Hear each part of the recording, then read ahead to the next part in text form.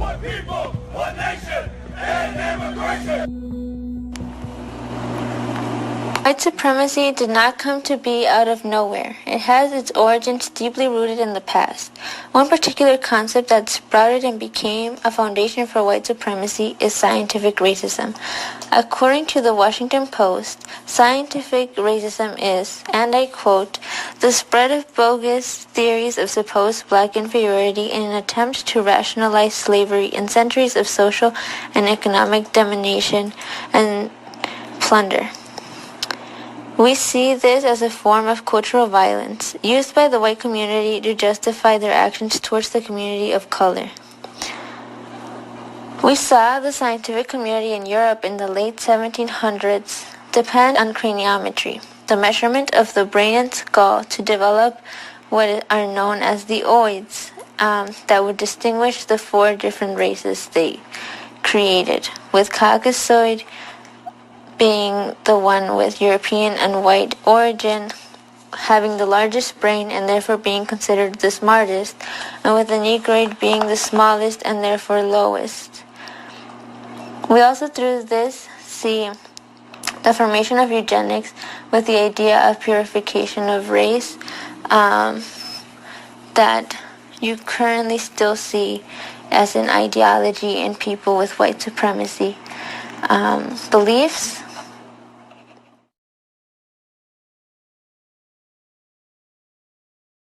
Of this gray Dodge mows down a group of marchers who were protesting the rally. He rams into one group, then puts his car in reverse and accelerates, running over several more before fleeing the scene. The driver is identified as 20-year-old James Alex Field from Maumee, Ohio. Just before the attack, Fields was caught by our ABC cameras chanting a message of white power. 19 people were in the mid-1800s, which was when the black slave trade moved to England and to America. We saw the story of the curse of Ham from the Bible come with it.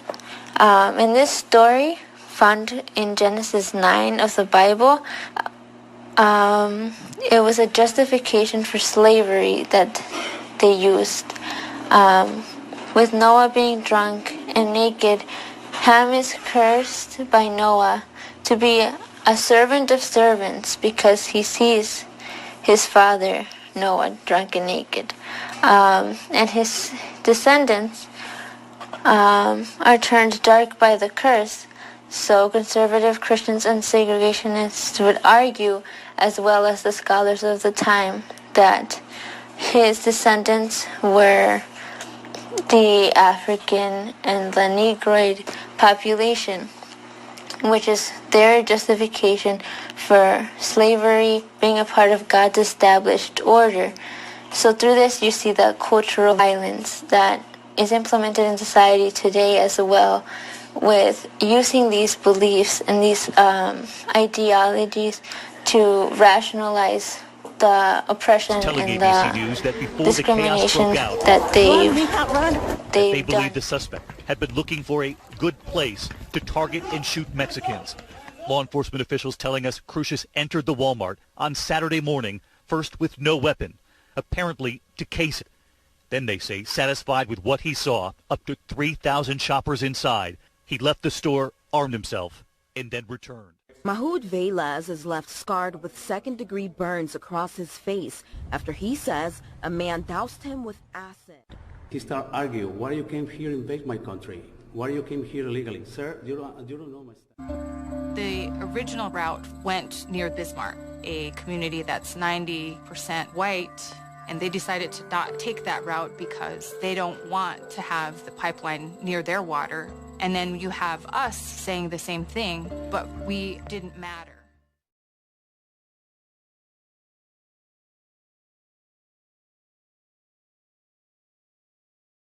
White supremacy comes from the deep-rooted history of racism.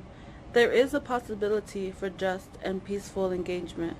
If we work as a community to dismantle racism in all areas of our lives, we can transform our society.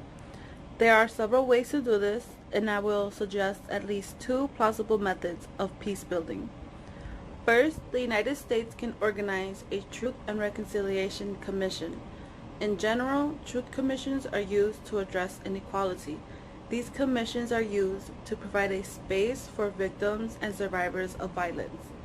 The victims and survivors have a space to share their stories. Community members gain a new understanding of how violence took place. These experiences are written down to provide a different perspective to historical documents that usually ignore survivors' stories.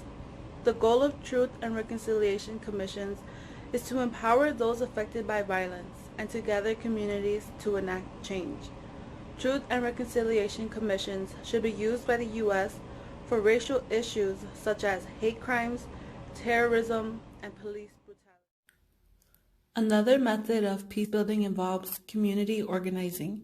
There are many organizations we can join and promote that help fight against racism, and I will talk about one specific organization and its chapter in Milwaukee. Showing Up for Racial Justice is a national organization that works to fight against white supremacy and racial injustice. They organize, mobilize, and educate others. There are chapters around the U.S., including Milwaukee. SURGE has created a set of values that all chapters follow. Their first value, calling people in and not out, promotes the idea of inclusion. SURGE asks all members to allow each other room to make mistakes and to grow to ensure people would want to join the organization. SURGE also values collective action. Collective action between the white community and people of color is needed for a mass movement to create change. Collective action is needed to change racist and discriminatory laws and policies. The SURGE chapter in Milwaukee follows the same values and principles of this organization.